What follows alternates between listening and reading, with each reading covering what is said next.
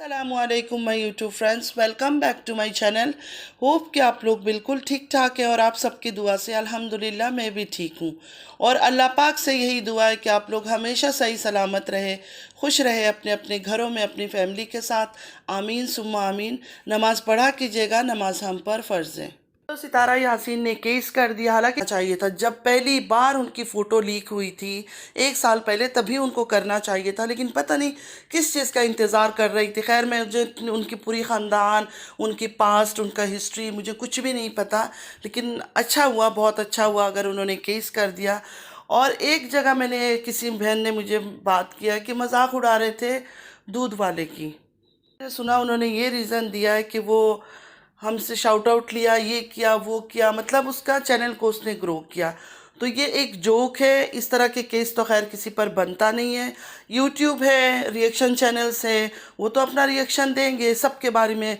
दुआ जहरा का केस कोई देख ले, सब लोग मिलकर उसके बारे में कोई अच्छा बोल रहा है, कोई बुरा बोल रहा है, कोई जहीर का साथ ले रहा है, कोई दुआ का साथ दे रहा है, तो ये सब तो चलता रहता है। तो इस तरह के केसेस खैर दूसरों पर तो बनती नहीं है। हाँ, जो जिन्होंने बड़े बड़े कारनामे किए, काम किए, हाँ उन पर बन सकता है। आई होप कि उन्होंने केस किया होगा। और सबसे पहले तो उनको इजाज़ शाह को पकड़नी चाहिए, जिस बात पर उन्होंने डीएनए का इतना शोर मचा रखा था। तो अगर वो शोर झूठा है तो उनको सबसे पहले हर चीज़ को छोड़कर इजाज़ शाह को पकड़नी चाहिए। वो कहती है ना, एक माँ नहीं बर्दाश्त करेगी तो माँ अपने ऊपर इल्ज़ाम तो बर्दाश्त कर लेगी। तो ये तो समझ आती है, चलो ये बात ओके है कि इंसान अपने ऊपर तो कर लेगा, बच्चों पर नहीं। लेकिन चलो इतने महीने बाद आप हमें ये देखना है कि सबसे पहले जो है ना, आपकी लिस्ट में इजाज़ शाह होनी चाहिए। वो नहीं होनी चाहिए जिन्होंने फ़ोटो लीक कर दिए, जिन्होंने ये कर दिया वो कर दिया, वो बात की बातें। सबसे पहले इस टाइम पे आपकी बेटी की लड़ाई हो रही है ना, आपकी बच्ची की वजह से, कि आपकी बच्ची को एक आदमी क्यों इस तरह की बातें करता है। तो आई होप आने वाले टाइम पे हमें ये चीज़ ज़रूर नज़र आएगा। और बाकी दूसरे चीज़ जो ये चैनल वाले न्यूज़ दे रहे हैं, चैनल वाले बातें कर रहे हैं, रिएक्शन दे रहे हैं, कुछ नहीं हो सकता उनका, क्योंकि रिएक्शन चैनल से न्यूज़ है, रिपोर्टिंग है, जर्नलिस्ट का काम है, ये सब फिर दुनिया से क्या हर चीज़ें रोक दी जाएगी? नहीं, ऐसा कुछ नहीं हो सकता।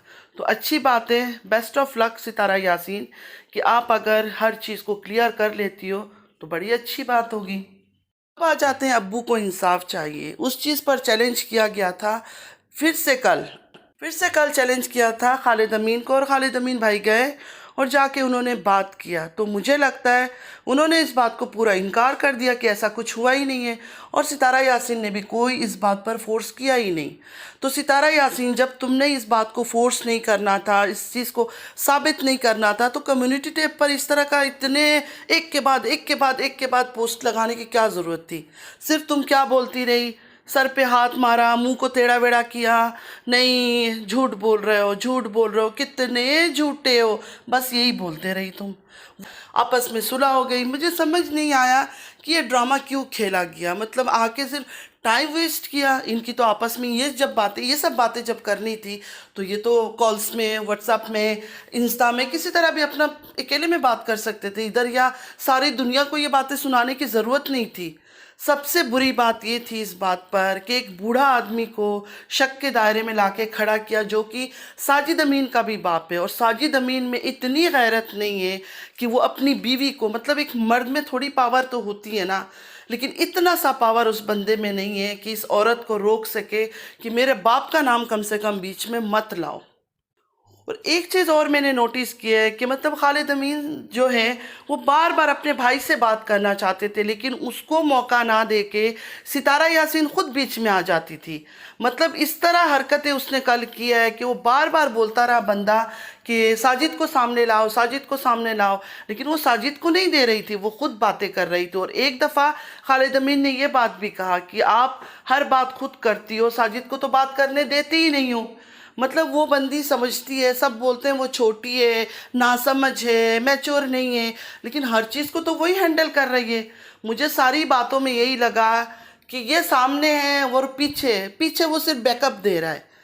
जब एक इंसान बातें करते ना, कुछ चीज़ें अगर भूल जाए, मिस्टेक हो जाए, तो वो जो थोड़ा सा याद करा दे।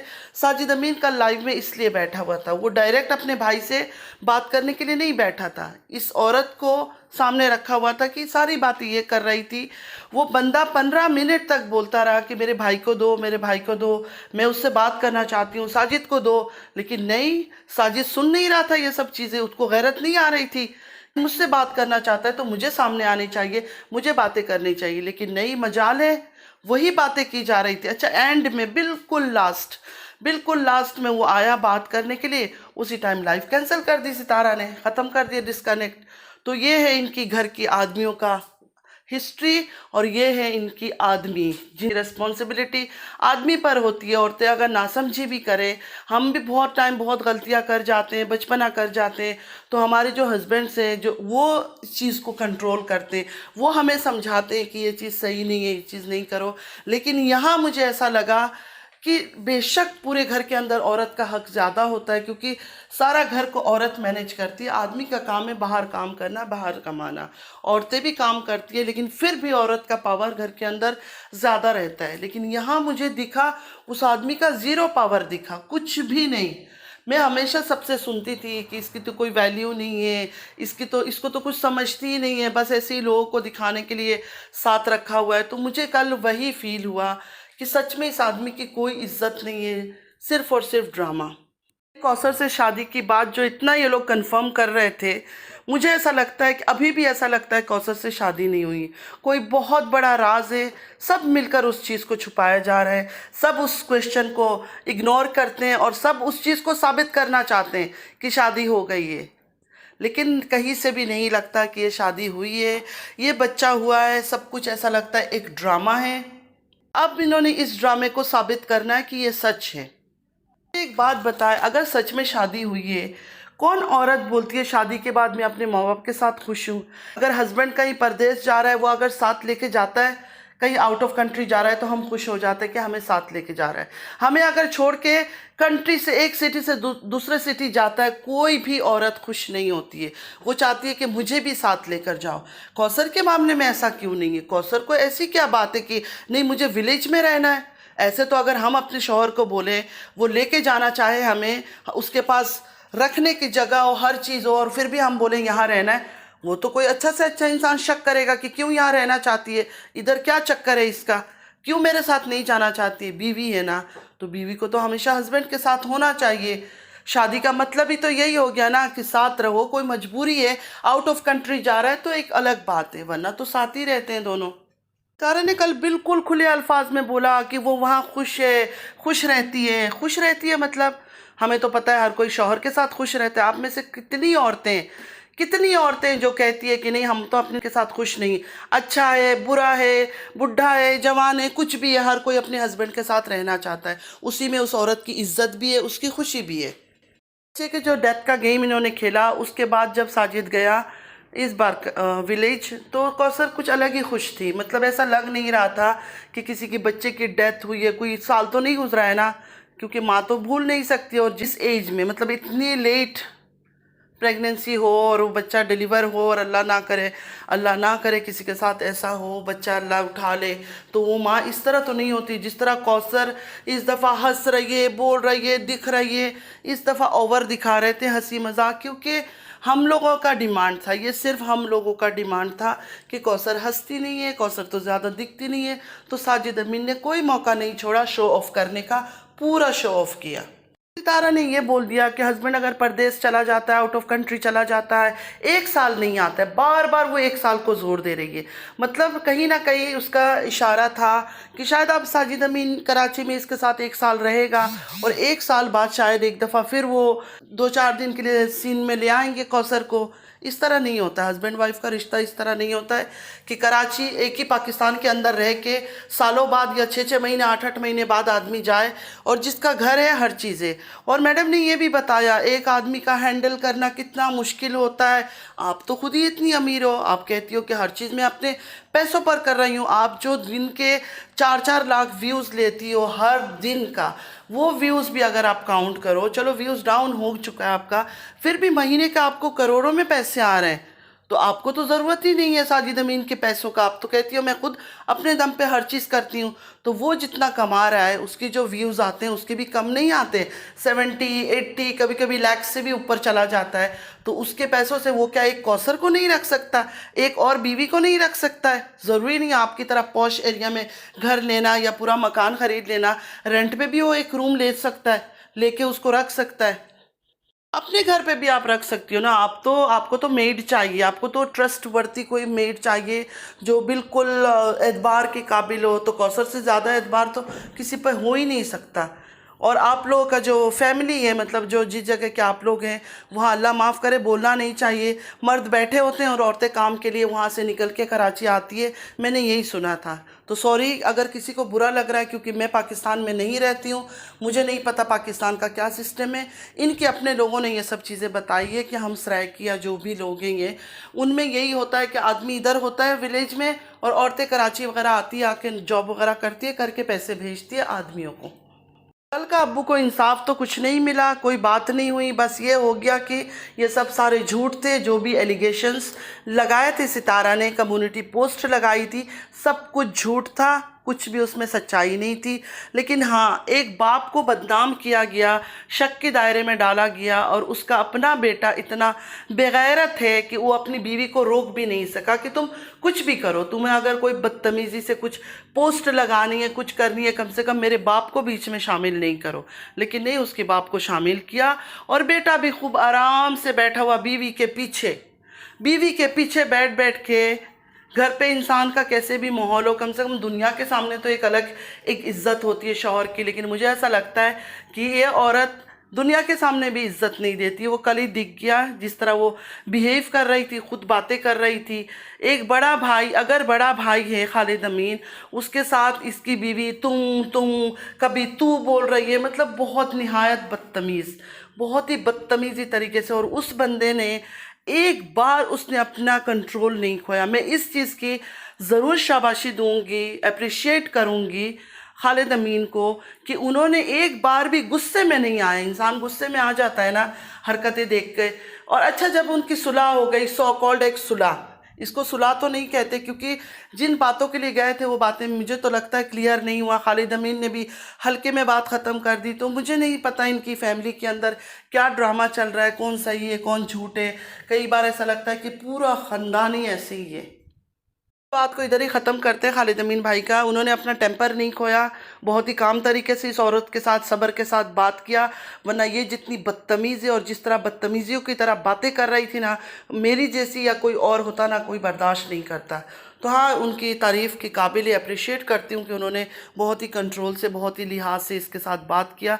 ये तो इतनी अनकंट्रोल्ड हो रही थी, इतनी बदतमीज़ औरत है, मैंने इतनी बदतमीज़ औरत कहीं नहीं देखा है। दूसरी वो मरियम जो सऊदिया वाली है, वो भी बीच में कुछ ना कुछ टिप्पणी दे ही रही थी। मतलब वो ऐसा लग रहा था पता नहीं बीच में उसको क्यों रखा गया है, निकल ही नहीं रही थी। बाकी सब निकल गए थे लेकिन उसको निकलना नहीं था, उसको एंड तक रहना था। और उसको एंड तक रहना ज़रूरी भी था क्योंकि वो तो सारी राजदार है। उसने तो कसम उठा ली थी कि नहीं, मुझे तो कुछ चीज़ का पता ही नहीं है, सलमा के टाइम पर भी। और इसको हर एक चीज़ A to Z, इसको हर वो चीज़ पता था, एक एक चीज़। इसकी अपनी वॉइस लीक हुई है, मैं वो इंस्टा में लगाऊंगी, मेरी फ्रेंड ने मुझे सेंड किया है। तो मैं थोड़ी देर में वो इंस्टाग्राम में इसका जो वॉइस लीक हुआ है, क्या ये सोचती है, क्या तारीफ़ें करती है सितारा यासीन की, उसके बारे में मैं बात करूंगी कल की वीडियो में। और मैं आज रात को इंस्टा पे वो लगा दूंगी।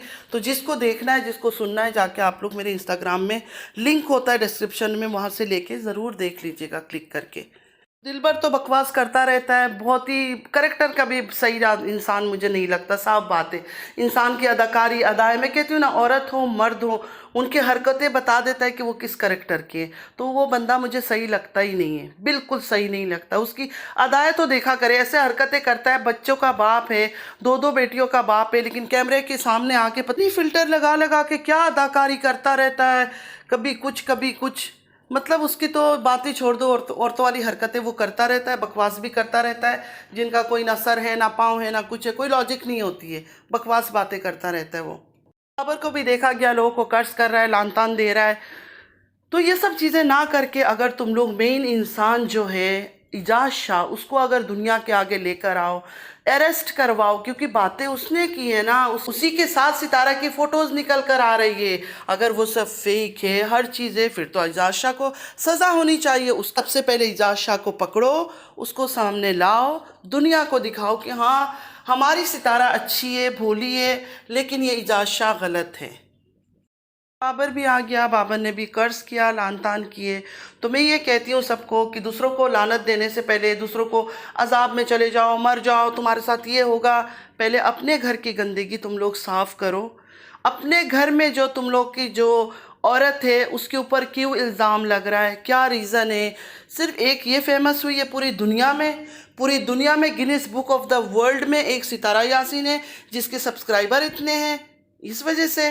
पहले वो सब चीज़ें सोचो, बात करो, निकालो, और इजाज़ शाह को अरेस्ट करवाओ, दुनिया को दिखाओ, पुलिस स्टेशन में, जेल में है वो अंदर, उसके बाद फिर बात करना, ठीक है? कि हाँ लोग गलत है, लोग गलत बातें कर रहे हैं, इस तरह लोगों पर इतनी लान तान देना अच्छी बात नहीं है। की बात को छोड़ दो, सितारा के साथ जो फोटोज़ वगैरह इजाज़ शाह के निकला हुआ है वो सब क्या है? वो सब क्यों एक शादीशुदा औरत का दूसरे मर्द के साथ निकल रहा है? वो सब बातें क्लियर करो, पहले तुम लोग अपने आप को तो क्लियर करो। भी आते अजाब आ जाएगा, मेरी माँ की बद्दुआ लग जाएगी, तुम लोग डूब के मर जाओ। वो एक गंदा इंसान जो दिलबर है वो सबको कहता है तुम लोग डूब के मर जाओ, तुम लोग ये कर लो। ये एक फरिश्ता लोग हैं, इनके पीछे लोग बातें करते हैं, बाकी सब गुनहगार है, सब गलत है, इसकी एक्स वाइफ गलत है, सब गलत है, सिर्फ यही एक अच्छा बंदा है। आप लोगों से एक बार बहुत पहले कहा था कि ये सीरियल जो है ना, ये सीज़न पे सीज़न, सीज़न 1, सीज़न 2, सीज़न 3 इसी तरह चलेगा। अब ये चला रहे हैं, उसके बाद फिर कोई और आ जाएगा इनकी फैमिली से, वो चलाएगा, मतलब ये कभी ख़त्म नहीं होगा, ये ऐसे ही चलता रहेगा। औरतों पर इल्ज़ाम लगता है कि वो ऐसी है, वो ऐसी है। सोशल मीडिया में तो कितनी ज़्यादा औरतें, किसी के ऊपर तो ऐसे इल्ज़ाम नहीं लग रहे हैं। तो इंसान में इतनी हिम्मत होगी कि उनके बच्चों पर इल्ज़ाम लगा ले कि वो हमारा बच्चा है। कल उसने एक अजीब बात किया सितारा ने, कोई भी उठ के आकर बोल दे, नहीं कोई नहीं बोल सकता। कैसे तुम बोलती हो भाई? कोई आदमी ऐसे उठ के आके कैसे बोल देगा कि मेरे बच्चे को, कि हाँ मैं उसका बाप हूँ? कोई नहीं बोल सकता। अगर वो आदमी गलत बोल रहा है तो सबसे पहले उसको पकड़ो, उसको सज़ा दिलाओ, फिर बताओ। चाहते हैं, हमें नहीं पसंद कि एक औरत की इज्जत पे इस तरह दाग लगे, तो तुम बात को क्लियर करो। तुम 1 साल से क्यों छुप रही थी और अभी भी तुम छुपी रही हो? क्या राज है तुम सबके बीच में? मुझे नहीं पता, अल्लाह आलम, अल्लाह को बेहतर पता है। लेकिन बहुत ही फिशी चल रहा है इनका हर चीज़। कुछ है बहुत बड़ा, कुछ और भी गपला है इस फैमिली के अंदर, सबके अंदर। चलिए फ्रेंड्स, आई होप कि आप लोगों को अच्छा लगा होगा मेरी वीडियो। अगर अच्छा लगा है तो लाइक, सब्सक्राइब और शेयर ज़रूर कीजिएगा, और चैनल पे जो भी न्यू आते हैं ज़रूर सब्सक्राइब कीजिए, मेरे चैनल को ग्रो होने में मुझे सपोर्ट करें। चलती हूँ, दुआ में याद रखिएगा। ज़िंदगी रही फिर मुलाकात होगी। अल्लाह हाफिज़।